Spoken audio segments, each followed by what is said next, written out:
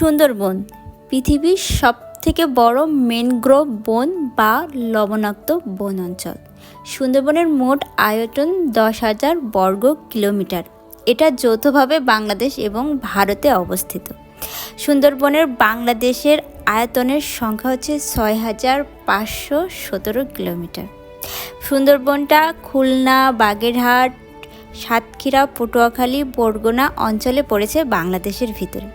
এই সেজেগুজে কোথায় যাচ্ছ অত সকাল সকাল? আমাদের পিকনিক আছে গ্রুপ থেকে, এবছরের ফার্স্ট পিকনিক গ্রুপ থেকে, মানে যে গ্রুপে আমরা সেল করি সেই গ্রুপ থেকে সবাই মিলে যাওয়া হচ্ছে। আপনিও তো যাচ্ছেন, রেডি হয়েছেন? একটু দেখান। No never.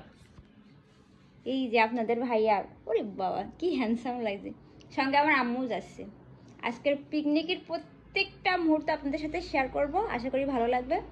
এনজয় করতে থাকুন আমার সাথে। যেহেতু পিকনিকের বাস, ছোট ভাইদের নাচ গান তো অবশ্যই থাকবে, আর এর মধ্যেই চলে আসলো সকালের নাস্তা, কলা, কেক, ড্রাই কেক।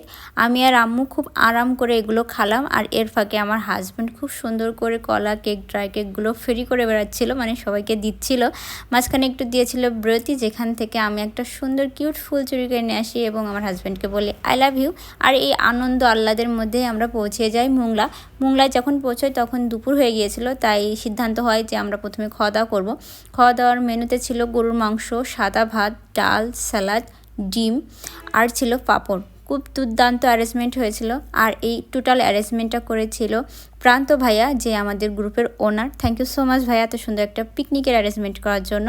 এরপরে আমরা বোর্ডে করে চলে গেলাম ওপারে। যাওয়ার সাথে সাথে কিছু হরিণ আর একটা কুমির আর কিছু পাখি, সাথে একটা বাঁদর দেখে, কাঁকড়া দেখে আমরা সুন্দরবনের ভিতরে ঢুকে গেলাম। ওখানে টুকটাক ঘোরাঘুরি, আইসক্রিম খাওয়া, সব কিছু মিটাইয়ে আমরা বেরিয়ে আসলাম। পরবর্তী ভিডিওতে আমি দেখাবো যে ষাট গম্বুজ মসজিদে গিয়ে আমরা কি করেছি।